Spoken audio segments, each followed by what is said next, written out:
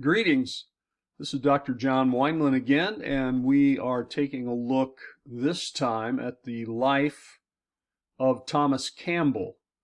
Thomas Campbell, the father of Alexander Campbell, and of course one of the early leaders in the Restoration movement. So Thomas Campbell then. And here we see a famous quote from Thomas Campbell: "Where the Bible speaks, we speak. Where the Bible is silent, we are silent." Thomas Campbell, 1763 to 1854. So as you can see, he lives into his 90s. And over here is his tombstone. His original tombstone was stolen from the burial site in Bethany, West Virginia, a place called God's Acre, where the Campbells are buried. It was eventually recovered. The tombstone was found in Wheeling, West Virginia, and then returned. Of course, Wheeling is, 25, 30 miles to the south. But it has been returned. It's been placed inside the museum or archive room of the Campbell mansion at Bethany. But this replica is out near his grave. As you can see, it gives a summary of his life. He was born in Ireland, in County Down, in 1763. He died at the residence of his son, which is very close to where he's buried, on January 4th, 1851, age 91, on 11 months, 5 days, so pretty close to his 92nd birthday.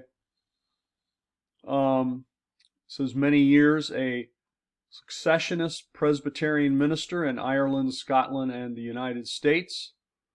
And of course, then arriving with his family in 1802, he withdrew from the Presbyterian Church. We'll talk about that. Advocated a platform of primitive Christianity in conjunction with his son Alexander. He labored in this with much success, more than 40 years in Christian learning and piety. He had few equals as a Christian minister, husband, father, and he had few superiors as a husband and father. So few equals in his Christian learning, and as we see, they say here, few superiors in his role as a minister, a husband, and a father. Strong in faith and hope, he triumphed over death and reposes in Jesus without sorrow or fear. Happy the dead who die in the Lord, for they rest from their labors, and their works do follow them. So, this is our introduction to Thomas Campbell. Let's take a look at his life then. An interesting life. Here's a fine portrait of him, I think. As we said, he was born in Ireland, and he will move to America then later on, but he is of Scotch descent, and many from Scotland will move to Ireland, in particular what's called Northern Ireland, because Ireland is predominantly Catholic, and England wanted to have Protestants there, and so they encourage the movement of Scottish settlers into Northern Ireland, places like Ulster. So he was part of that. His family was part of that movement. But he was born in Ireland, as was his son Alexander. His father's name is Archibald. So we see some of these names repeating. Archibald is his father. Of course, that is the name of one of his sons later, and then, of course, Alexander. Now, his father, Archibald, had served in the British Army and had served in North America in Quebec. So Thomas had heard stories about the New World that his father had told him. And we'll see later on, this is probably one of the influences for him to decide to move to North America, and especially to Pennsylvania. His father had been, I've got RCC, Roman Catholic Church. His father had been a Roman Catholic, but after his connections with the army and the British and sort of the pressure there, I suppose, societal pressures, he joins the Church of England, or I'm going to abbreviate it C of E just to save space. So this is a bit of his background with his family and his father. Well, in Thomas's early life, he was required to read the Bible every day, and in fact, every day he would have a portion of it to study and also a portion to memorize. And this is something he continues to do, a tradition he continues with his children.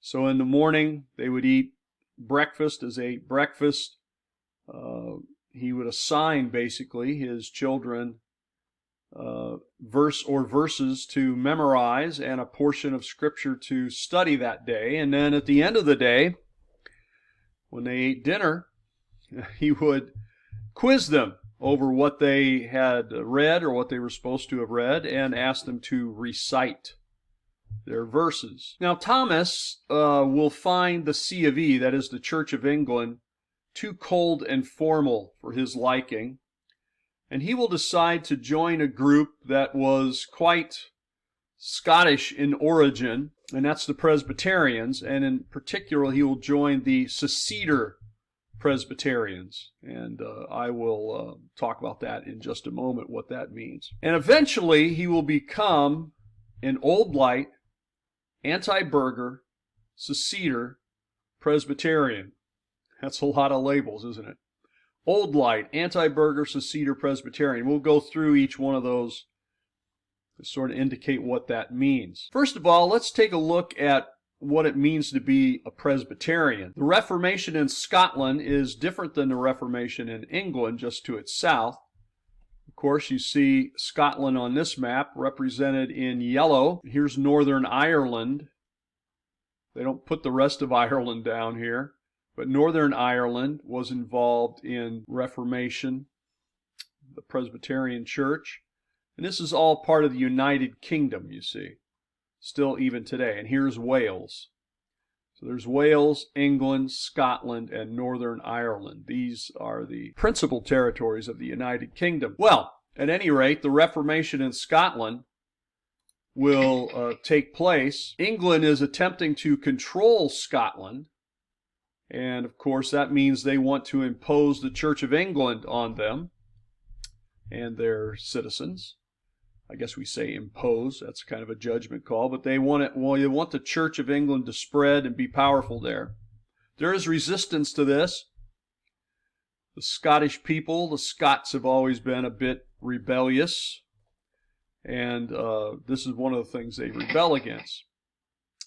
Now, one of the things Scotland does then, in kind of rebellion against English control, is they will become allies of the French.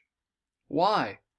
Mainly because the French don't like the English and the English don't like the French, so the Scots say, these ought to be our friends. And so that's what happens. They are allies. Now, for England, religion then, namely the Protestant religion of the Church of England, was always a kind of servant to their politics. It was a way to pacify the people, a way to sort of control the people, was for them to be a part of the Church of England. But in Scotland, the Reformation, I think we could call it more radical.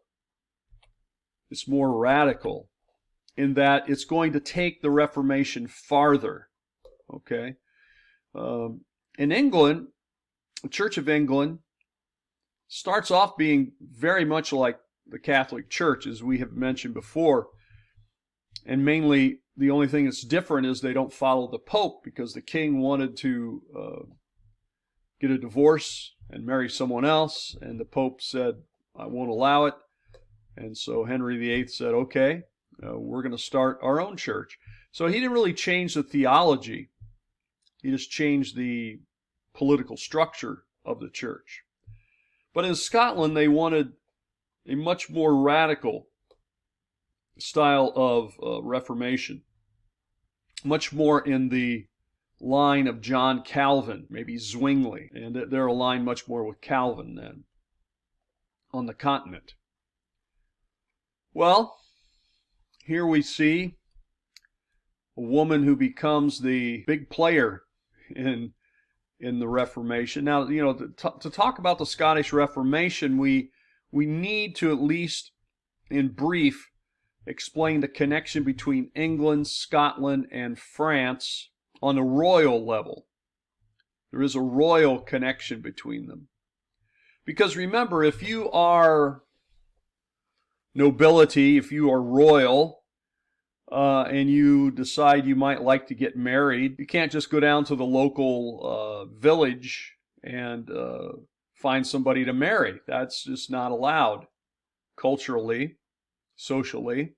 You must marry someone of your status. Now, where are you going to find that? Most of the members of the royal family you know are your brothers and sisters and uncles and whatever. So that means you tend to marry someone from a royal family in another country, like France, per se, or Germany, someplace like that.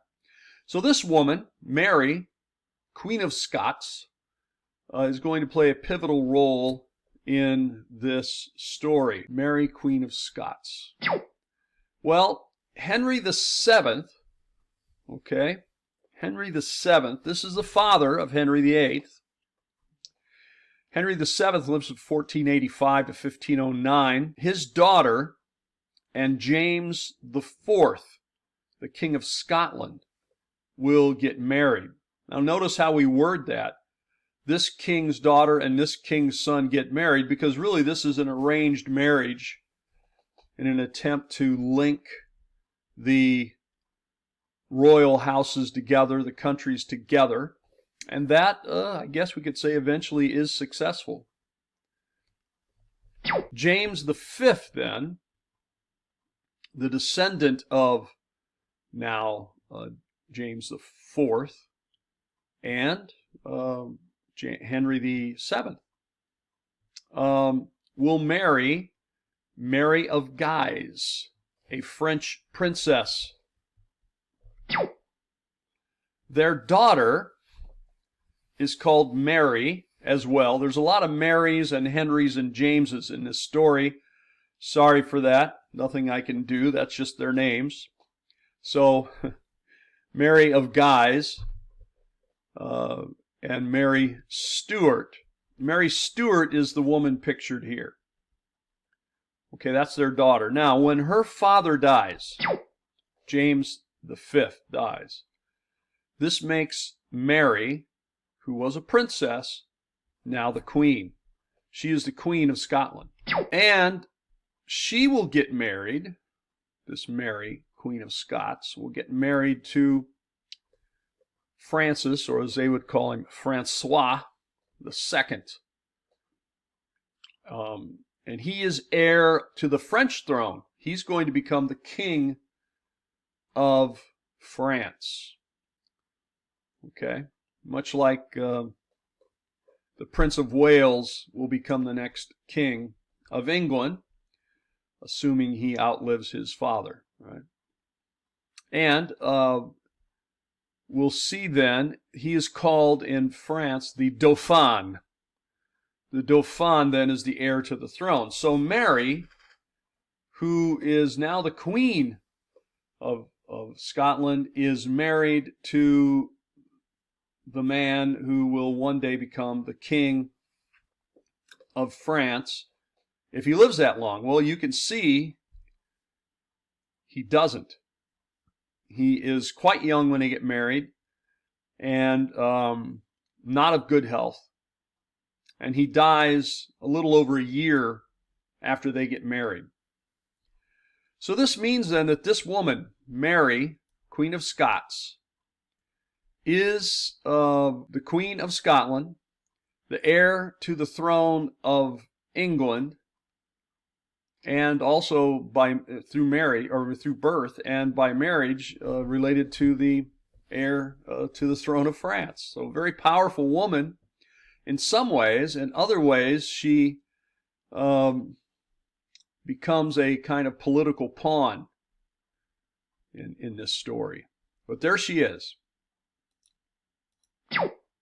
Mary, Queen of Scots, Queen of France, and heir to the throne of England. Well, when Francois, the Dauphin, pictured here, you can see them both wearing their crowns, and he's wearing a very regal robe and collar, the insignia of France on it. All right. He is not of good health, however, and he dies very young before he becomes king.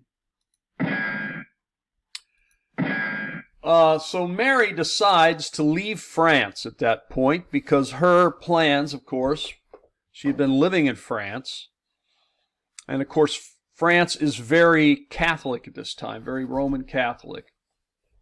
And so she has not been involved or really greatly influenced by what was going on back in Scotland with the Reformation.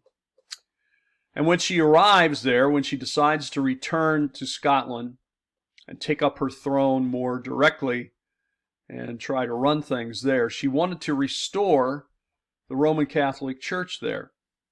Of course, those who were Protestants didn't take too kindly to this. One of her chief opponents is John Knox.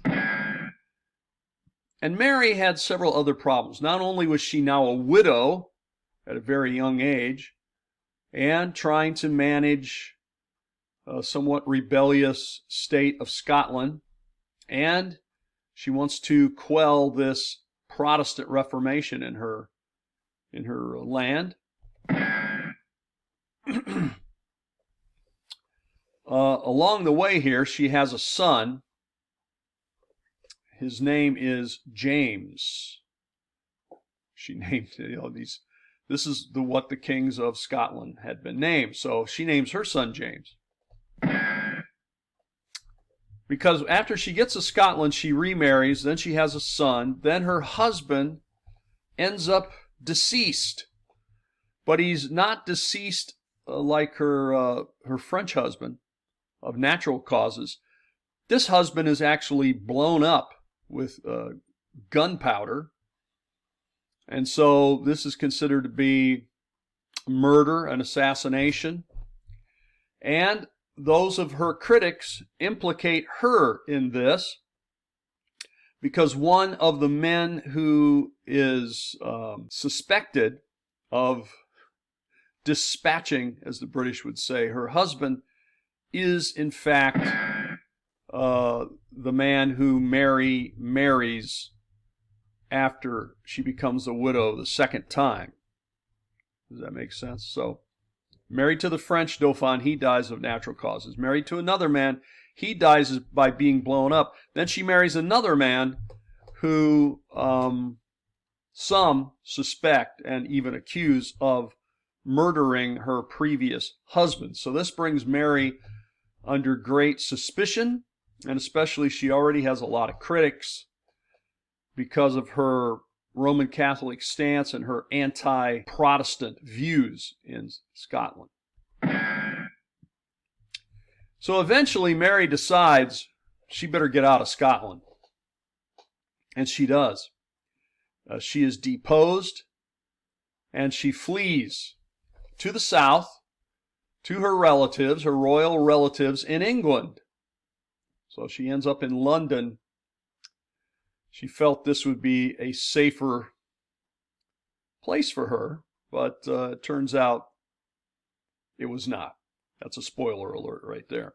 So we see that she flees to England, where her cousin is on the throne, and we'll talk about that in a moment. Let's now talk about James the Sixth. Here is James the Sixth. This is her son. Now, of course, her son is quite young when she flees to England, but he will be made king at a very young age. He's James the Sixth. So you might know him. I know most of you are loyal readers of the King James Bible. Is that right?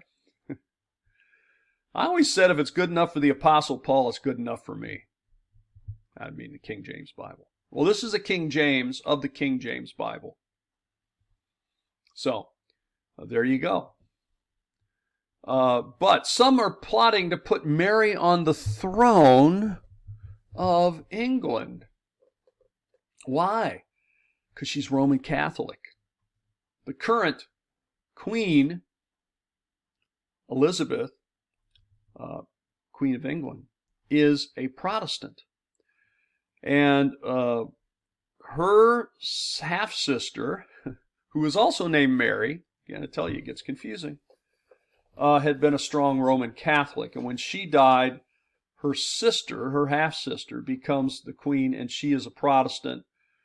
And she's sort of trying to, stop all of the troubles over the religion. So she was a kind of middle-of-the-road sort of Episcopalian or Anglican. And this didn't sit well with some. They wanted a Roman Catholic monarch. And suddenly here appears Mary, Queen of Scots, in London, a Roman Catholic who is heir to the throne. And so people begin to argue, people who are critics of Elizabeth, saying, well, she is not a legitimate child. Her birth was not legitimate, and since she was not a legitimate child, then she is not a legitimate heir to the throne. Where, oh, where can we find a legitimate heir to the throne? Here we go. We can find the granddaughter of Henry VII, who's right here in London. So some are plotting here to put her on the throne. So Elizabeth will first confine her, I guess what would she be, her cousin, in the Tower of London. And someday if you get to go to London, you might want to visit the Tower of London. Very interesting. See the crown jewels, and you can see the execution block where they executed not just Mary, but many others on a wooden block with an axe, a very long axe with a long handle. That's what ends up happening to Mary, Queen of Scots. She went to London because she thought it would be safer. Turns out, not really the case. Well, James the Sixth, then, once his mother is deceased, once his mother is deposed, he becomes King of Scotland. He's only 1 year old. So obviously he has a regent, it's called. A regent will be sort of making decisions in his authority. That is the authority of King James the Sixth. Now, when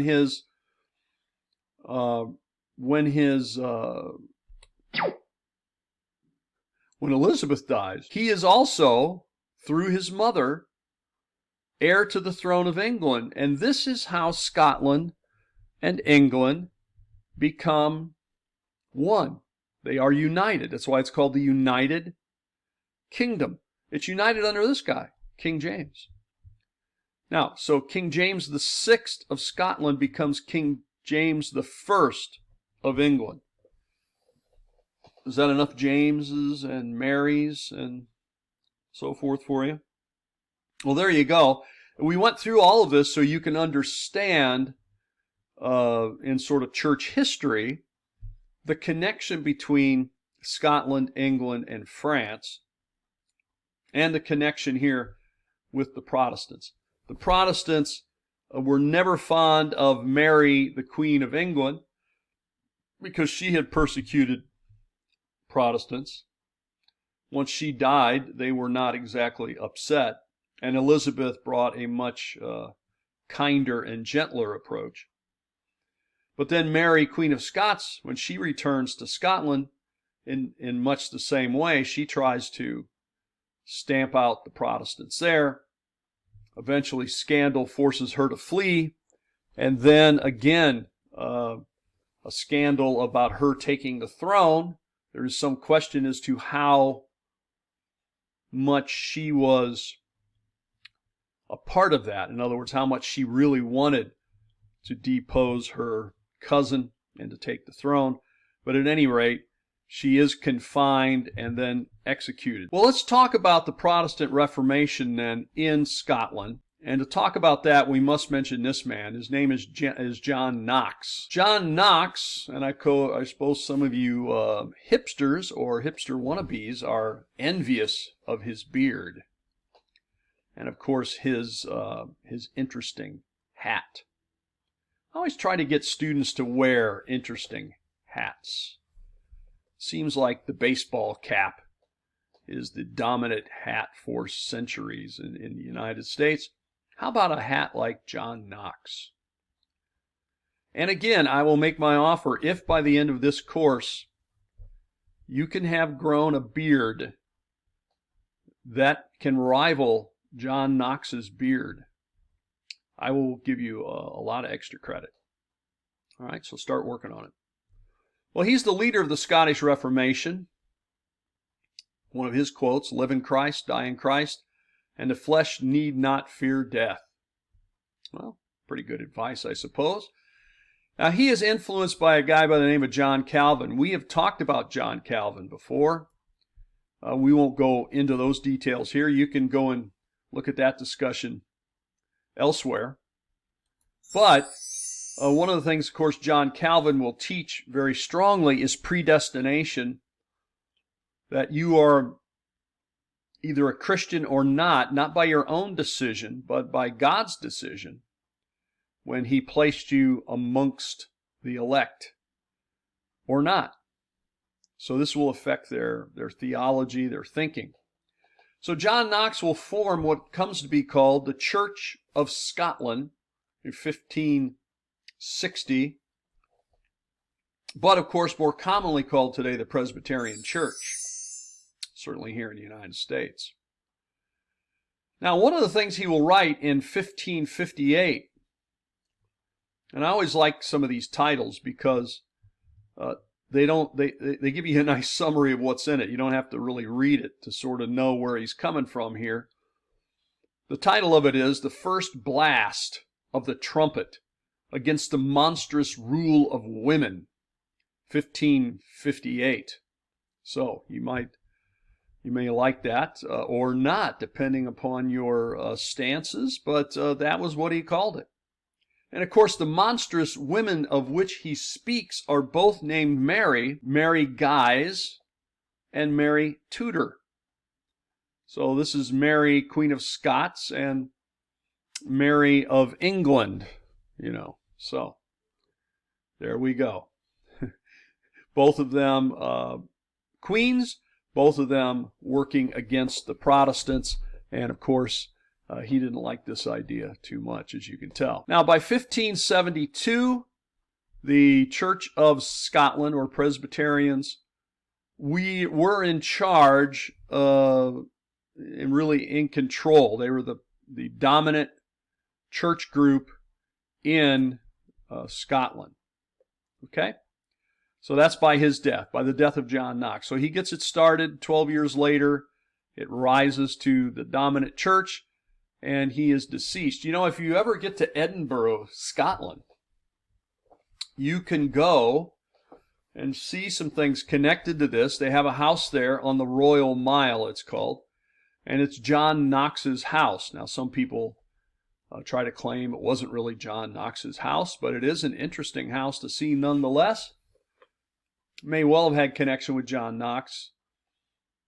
And so, I would recommend you go see it. If you're in Edinburgh, you definitely want to go on the Royal Mile. That's where all the tourists go. And you can go see the castle, and you can see the very room where King James was born. If you take the tour, it's not a big room. It's a rather small room in the castle where he was born. And you can see where John Knox lived, and many other things while you're there. So it's a very interesting city to visit. Well, let's get back to Thomas Campbell now after our excursion into royal politics and the development of the Presbyterian Church. Thomas Campbell will eventually attend this university, the University of Glasgow. And Glasgow is, one of the main cities of Scotland. How's that? Edinburgh and Glasgow are the two big cities in Scotland. And so here you see a picture of one of the buildings there. He goes to the University of Glasgow, and he will also attend at the same time, or as he continues his education, in what's called an anti-burgher seminary, the Whitburn Seminary. He becomes a minister of the Presbyterian Church, and he will also teach school. We're going to find that several of the leaders of the Restoration movement were both teachers and ministers. We saw that already with Barton W. Stone. We've seen this here with Thomas Campbell. We'll see it with Alexander and so forth. Keep that in mind, because the minister in a town, this is the way it used to be in many towns and small cities, were amongst the most educated people in the town, and so they were the ones who could supplement their income by being a teacher, as ministers often need to supplement their income. So I am been primarily a teacher, I guess you would say, a professor, now for, oh boy, how long? About 30 years now, I suppose, if we add it all up. But I've also been a minister at various things. I've been a campus minister at Miami University for many years. I was a minister at churches. I was a small church in rural Kentucky for 15 years, something like that. And then, of course, interim ministries and so forth. So, being a minister, being a teacher, kind of went hand in hand with them. And I guess for me too, I've done both. And I sort of still do both, although I don't have a regular weekly ministry anymore, preaching. I do still preach from time to time. So this is the background of Thomas Campbell. Now, along this way, he's going to meet a young lady, and he decides, and I guess she decides too, that they're going to get married.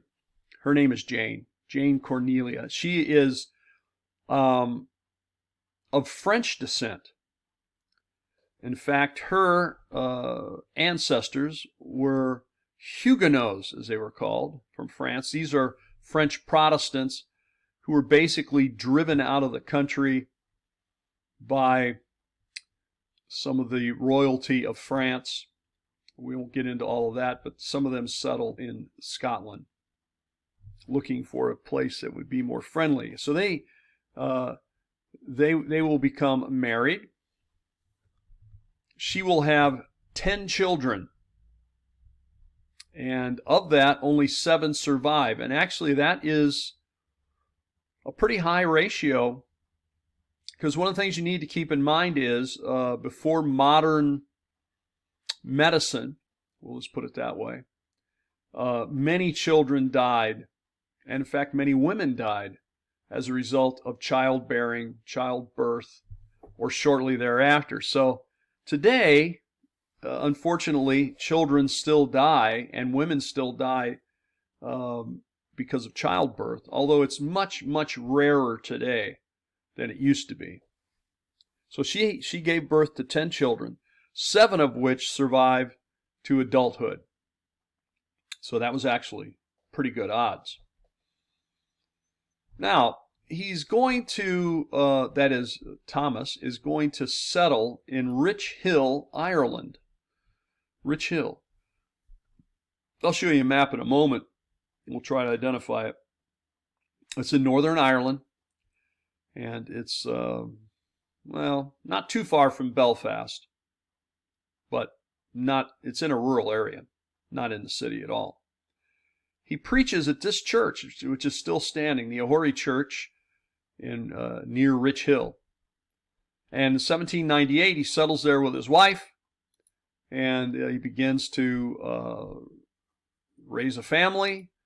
He's not only preaching at this church, this rural church, but he starts a school, and he begins teaching and tutoring. And I'm calling him TC, by the way, TC, Thomas Campbell. I sometimes call them ACTC, which, by the way, was a great, famous rock and roll band of the 70s. ACTC. No, that's ACDC. But anyway, AC is Alexander Campbell. TC is Thomas Campbell in my sort of abbreviations. I'm probably the only one that does this, but there you go. He preaches at this church at Ahori, and he has a school. And he becomes quite popular. He is quite popular amongst the Seceder Presbyterians, and he gets called upon to sort of be a leader, a regional leader. He'll sometimes be called to go and preach at other churches, so he is very active and very much popular and well known in the area. Let's put it that way. Now, where is this area? All right, it's pretty rural, so let me try to let me put myself up here. You can see here is Belfast. So if you look at any map of this part of the world, and Belfast will be on it. Okay. If you make your way out near this lake, you see this large lake to the west, and then you come over to this area right about here. That's where you will find Rich Hill. So if we zoom in on it, you can see here is Market Hill, and then up here is Rich Hill, and over here is the Ahori Church, just outside of Rich Hill. So it's right about in here, just south of Cookstown. All right, just to give you an idea. So here's the northern coast, and up in here, you know, it's beautiful coastline up here. Someday, if you get to go to Northern Ireland, you might want to go up and see the volcanic outcrops there. They're really beautiful and amazing. But it's a beautiful drive along the coast here. But they are to the west, that is, the Campbells are to the west of Belfast, past this lake, right in here. Okay, just to give you some orientation. And there's Market Hill. Okay, so we come back. Market Hill is kind of under where this is, and then here's Rich Hill. So here's a close-up. There's Market Hill. Here's the lake. And remember, Rich Hill is to the north. Okay. Well, let's take a look at this church. Here is a picture inside of the Ahori Church today. It's a beautiful building, I think. Nice stained glass windows, simple design, but very typical, I think, of a small Presbyterian church in this area. Now, let's talk about these labels, Old Light and Anti-Burger and Seceder. Old Light, Anti-Burger, Seceder, Presbyterian. It's a lot to say, isn't it? Seceder, then, what is that? Seceder is talking about the issue of choosing a minister. And the Presbyterians divided over this in 1733. That is the issue of choosing a minister. Seceders wanted to be able to choose their minister. So if you're a Seceder Presbyterian, that means you want the congregation to choose the minister, which doesn't seem too foreign to us because that's what we're used to. But when you have a sort of national church and government control, they like to be able to choose who the minister is.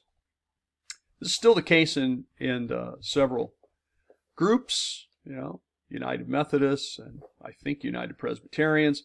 These are all sort of chosen for the congregation.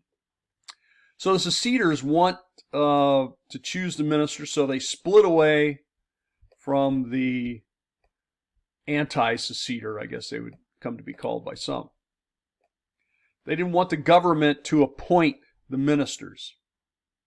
They wanted to choose. Okay, so that is the seceder part of this. Now, by the way, I thought you might like to see the place where the Campbells lived and where he had his school. So he lived there and he had a school together. Now, this will kind of get replicated by Alexander when he takes up residence in Bethany, which is today in West Virginia, and he lived in one part of the house. He added on to have his own school. So he's emulating, I think, his father here from his own experience. Well, let's take a look then at the Old Light anti-burger. Burger, in this case, we're not talking about McDonald's, Wendy's, Burger King. This is a different kind of burger. In this case, we're using the term burger to indicate a mayor, somebody who's a local government official. According to English law, the burgher was required to take an oath of loyalty to the Church of England and the British government. And so many of the Presbyterians, the anti-burger ones, said, this should not be allowed. We should not be taking an oath of loyalty to the Church of England. We're not part of the Church of England. So, seceder, we want to choose our own minister. Anti-burger, we don't want the local mayors and government officials being forced to take an oath of loyalty to the Church of England. And so we are anti-burger. Okay? So, they're opposed to these kinds of oaths, and therefore they split from other Presbyterians who don't share that view. All right, so that's the seceder and the anti-burger. By the way, this is Rich Hill, the Richardsons' stately home, where Thomas Campbell served as a tutor for a while, and the family there, the Richardson family, wanted to take him on as a permanent way to be the tutor of their children. They would have given him a nice place to live. And of course, this explains the connection between the Richardson family and the Campbells. Thomas Campbell turned this down. Of course, that changed the course of their lives. He maintains being a minister and having his own small academy. Well, Old Light. Old Light is the issue of the government over religious activities. And so the Old Light then is basically what they're saying is that many of the things that were problems for the Church of Scotland or the Presbyterians in Scotland are not problems for us here in Ireland, and so we don't want to be a part of that. So the Old Light, anti-burger, seceder, Presbyterians then are saying a lot of these labels don't fit too well here, and the situations don't fit that well here. And by the way, I think this is interesting to note because when Thomas Campbell arrives in Pennsylvania and in North America, he will see that many of the old issues from Scotland that were transferred to Ireland are now being transferred to this new place, and he doesn't see a reason for it here either. And I think a lot of other people agree. Now, Thomas Campbell says, look, can't we get together between the seceders and the anti-seceders? Can't we find some unity here? After all, some of these issues don't apply here. And so he works pretty hard on it, and those in Northern Ireland who are leaders, they pretty much tell Thomas Campbell, knock yourself out on this one, buddy. We will send you to Scotland and you go see if you can reason with them. And so he puts a lot of effort into this. He has a lot of stress about it, and it does not work out well for him. His unity efforts, that's a little spoiler alert. Well, Thomas Campbell hosts a meeting in 1804. By the way, here's a nice map showing you some of the main places in Scotland. Here's Glasgow. There's Edinburgh. St. Andrews, you may have heard of. Thurso. I was in Thurso once. That's a long ways from everywhere. And here is the border with England. I've worked right about where the arrow is here. excavating along Hadrian's Wall, a place called Vindolanda. And this next summer I will go very near to this, to another Roman fort called Magna. So I'm kind of familiar with the area.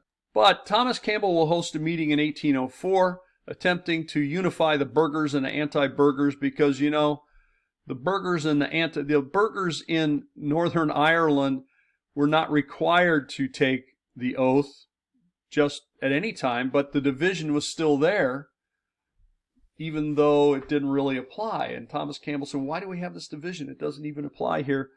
And so that's when they said, okay, you go to Scotland. We are all behind you, 100%. The Synod of Ireland says, yeah, go ahead. Go now and get permission from those in Scotland. So they sent him to Scotland, and he goes through a series of meetings that I think he finds quite frustrating. They do not agree. And so Thomas Campbell is already seeing that there are many problems in sort of the hierarchy of the Church of Scotland, or the Presbyterian Church, in the church government, and the prejudices that are there. Now, he also gets introduced to this movement, which we should mention. It's called the Haldane movement. And here is one of the main leaders, James Haldane. This begins in 1799. And actually, the Haldane brothers are quite wealthy. James becomes probably the most active leader in this, but Robert helps to bankroll this. And this is basically, you might see it as a kind of an independent church movement, an evangelistic movement in Scotland and Ireland. And so Robert and James Haldane and Rowland Hill are a part of the Haldane movement. They travel about and preach. They're evangelists. And they're independent. They're not Presbyterians. They're not Anglicans. What are they? Well, they would call themselves independent evangelists, I guess. But since they're connected with the Haldanes, it's sometimes called the Haldane movement. Here's a picture of a Haldane meeting house in Rich Hill. And we know that Thomas Campbell attended meetings here, even though he's a local Presbyterian minister. He finds interest here, and he finds a lot of camaraderie, and he shares some of their ideas. So, first of all, what are the Haldanes' views? What makes them different, say, than others? Why aren't they just Presbyterians? Well, they are anti-Calvinist. They're saying everyone can have faith. Everyone can come to faith. It's not just the elect. So you actually have a choice in this. And that puts them at odds with the Presbyterians and the Calvinists. They also puts them at odds because they believe in local autonomy. There should be a plurality of elders, and the elders should run this local congregation separate from the hierarchy, like in the Presbyterian Church. You might see why Thomas Campbell starts to enjoy talking to these guys, because he is very frustrated with the hierarchy of the Presbyterian Church at this time. And they also have the weekly observance of the Lord's Supper, which is not something Presbyterians did. They normally did this 2 times, maybe in some cases 4 times a year. That would be the maximum, once a quarter. But they're doing it every week. Why? They say, well, in the Scripture it says we should do it every week. And by 1807 anyway, of course Thomas has left the area by then, they are baptizing by immersion of believers and not infants. So you can start to see that they are moving this way, and it's the same sort of way that Thomas Campbell is going to be moving. But he does go to some of their meetings. He is friendly with them, acquainted with them. He does not officially join their movement. He remains a Presbyterian. So Thomas Campbell and the Haldane connection. Here we see sailing ships of the time, because Thomas will eventually sail to North America. Thomas visits the independent church in Rich Hill, that is the Haldane Church. He joins an evangelical society locally, of which, of course, the Haldanes have kind of organized. And in the meeting, he is promoting unity or union in this meeting. So he's quite, I think, comfortable with them and talking to them. But Thomas Campbell is growing increasingly, I guess what we would call today, they would not have called this back then, being burned out, overworked, stressed out. Again, another word they wouldn't have used. His health is declining. He goes to his local physician and says, I'm having troubles. I think he was having trouble sleeping and his stomach and different, all kinds of problems. The doctor says, you know what? This is his way. He knew Thomas wasn't going to take a vacation in a sort of normal way, but he says, what I recommend that you do, Thomas, is that you take a voyage. You see, when you get on a ship like this, it's going to take you weeks to get anywhere. And what are you going to do? You can't go back to your local congregation and preach. You can't go to any of these meetings. You can't do any of this stuff. And of course, at this time, there was no communication. If you get on a big ship today, as I go and speak on cruise ships, well, you can still make a phone call. People still use their Wi-Fi. You still sort of remain connected. But at that time, you were not connected. But it was a change of pace for him.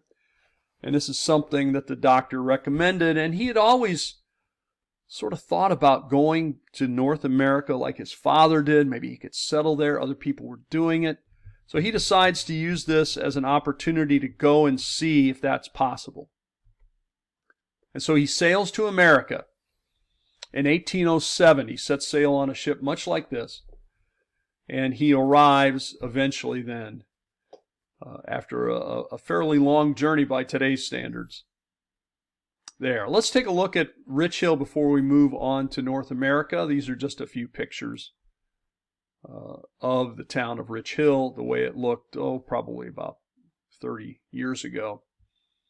But just to give you an idea, it's not a big town at all. Well, Thomas is not the only one, the only Scotch, Irish, and Presbyterian moving to the New World. We see here that the Scotch-Irish in America are journeying. Here we see they're journeying from Northern Ireland to main ports, mostly in New England. And when they arrive, they are settling mostly in Pennsylvania, although some of them will go down and settle in the mountains, the Appalachian Mountains. By the way, between 1710 and 1760, there's approximately, just shy of 250,000 Scotch-Irish who have moved to America. So when Thomas shows up, he's going to find plenty of people of similar background. Thomas Campbell leaves for America in April of 1807. He arrives a month later in Philadelphia. And he just happens to arrive when they're having a big meeting in the city of the Presbyterians. It's when the Anti-Burgher Synod of North America, that's what I mean by NA, North America, are meeting in the city. And so he has brought with him a letter of reference that lets everybody know he is a minister in good standing back in Ireland. And so he presents those papers. And he said, I would like to, have a congregation, put me to work. And so they said, sure, we need you. So he presents his papers. He's assigned way out. By this, I say way out from the coast, very far west, in the sticks at the time, no doubt, in western Pennsylvania, to the Presbytery of Chartres. And he's located down in this corner here of Pennsylvania, around Washington, Pennsylvania, south of Pittsburgh, near the Panhandle. This is the Panhandle here of Virginia at that time, now West Virginia, and then, of course, up here is Ohio. So you can see where he is, sitting way out here. It's a 4-county area near Pittsburgh, down in this part of the state. Okay. He lives then in Washington, Pennsylvania. When he gets to that, he's in that area. and that's where he will settle for a while. And of course, his family is back home. He will call for his family to come, and we'll talk about that story when we talk about Alexander. But he's going to have troubles. These troubles will begin because one of the things that Thomas Campbell wants, as we've already seen, is he wants unity. He certainly doesn't see any reason to keep the old Presbyterian disputes up, especially in a land like North America. No one here has to take an oath to the Church of England to be a mayor, and so on. And so when he gets out in this rural area, pretty rural, and he's a Presbyterian minister, but he's an Old Light Anti-Burger Seceder Presbyterian, and he meets someone who's not an Old Light Anti-Burger Seceder Presbyterian, and they don't have a minister of their brand there, and they want to take communion, they want to come to the services, he says, fine, and he offers them communion. But you see, their communion is closed. And you maybe not heard this terminology before, but there's open communion and closed communion. Closed communion means that it is only for the members of that particular church, congregation, and or denomination can take communion. That's what closed means. Closed. And lest you think I'm making this up, many years ago, I actually went to college, and I went to a place called Valparaiso University in Valparaiso, Indiana. This was a school affiliated with the Lutheran Church, and it was a particular part of the Lutheran Church known as the Missouri Synod, and I was a member of the chapel choir, you might call it. They called it, it had a very fancy name, Schola Cantorum. And so on our spring break, did we go to warm places? No, we traveled around during spring break, singing at different Lutheran churches of the Missouri Synod. And our last day of the tour brought us back to Valparaiso, and we were in a Lutheran church in the morning service, singing, and it came time for communion, and our choir director indicated that we should, at that church, you had to go forward to take communion, and so he indicated we should go forward and take communion. And as we did, the choir director was blocked by one of the leaders of the church, and they had a little conversation, and then finally we were waved on to take communion. But what that leader was doing is he wanted to know if all of the members of the choir were actually members in good standing of the Missouri Synod Lutheran Church, which we were not. I believe that the choir director indicated that we were, to avoid a scene, and so we all took communion. So I'm telling you, people still take this issue very seriously, closed communion. So when Thomas began to hand out communion then to people who were not of the right sort of brand of Presbyterian, he gets into trouble with them. He invites anyone to take communion. He's basically put on trial not too long after he arrives in October of 1807, and he is censured by the Synod, which basically means we're returning you to the local presbytery, but we're not dealing with you. We're not going to let you preach at churches.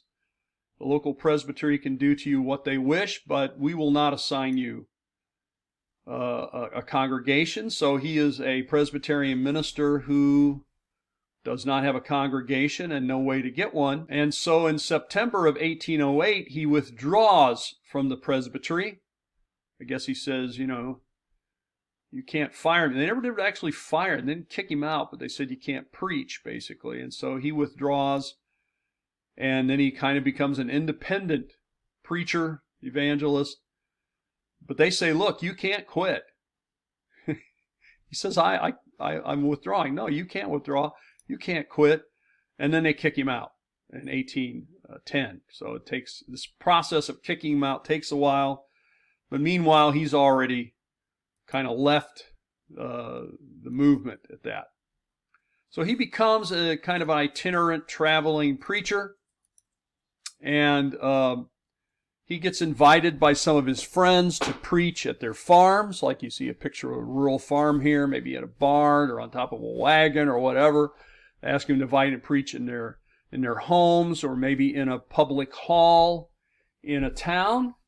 And so this is what he does. He's preaching there, and people are helping him sort of survive financially. In the summer of 1809, he asks anyone who's interested to show up at his friend's farm, and here he announces his intentions. But the main thing he has them there is to let them say, I'm opposed to divisions. I'm for unity. And we see that he says, where scriptures speak, we speak. Where scriptures are silent, we are silent. And we see him forming his ideas here, and the ideas that will become kind of the backbone of the Restoration movement. And so I think we can trace a lot of that to him, to Thomas, and of course, obviously, his son Alexander. So while they're in Washington, they form what's called the Christian Association of Washington. The Christian Association of Washington. It's not officially a church. It's just a group, perhaps somewhat like the Haldane movement. But he publishes then in Washington, where he's living, a famous work called the Declaration and Address. But one of the issues that the Christian Association of Washington has to deal with is, are we going to still baptize or sprinkle infants? And they did not resolve that issue. That's going to remain for a few more years before the Campbells will really come to terms with that. But on August 17th, 1809, the Christian Association of Washington forms in Washington, not D.C., in Washington, Pennsylvania. Okay, Washington, Pennsylvania. There's a building that's set up at a place called Buffalo Creek, and that is sort of the meeting house. Again, much kind of like the Haldanes, a meeting house at Buffalo Creek. And as you can see here, it was also in Washington, Pennsylvania, where the Declaration and Address is first published.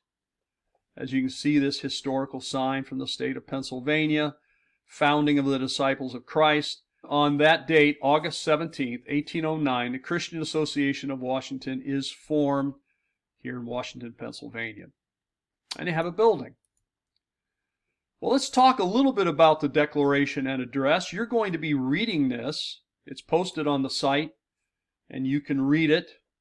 But Thomas Campbell is asked by the Washington Association to write out the reasons and principles of the organization. The Declaration and Address, which I've abbreviated DNA. Not DNA, but DNA. But here is a copy of it. And, of course, it's been reprinted many times, especially for the centennial of it.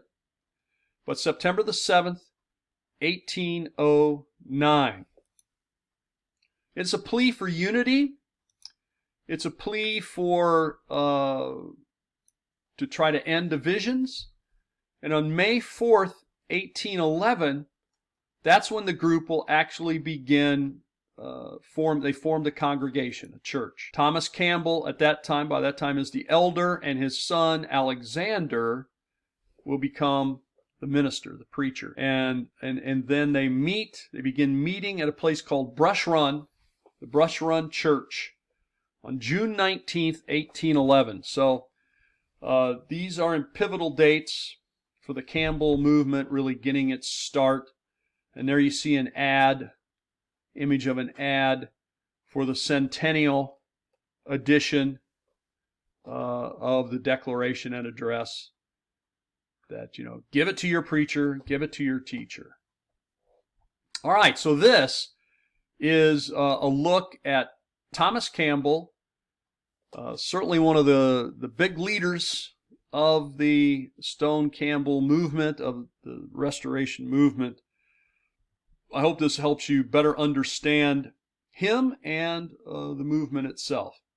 Have a great day.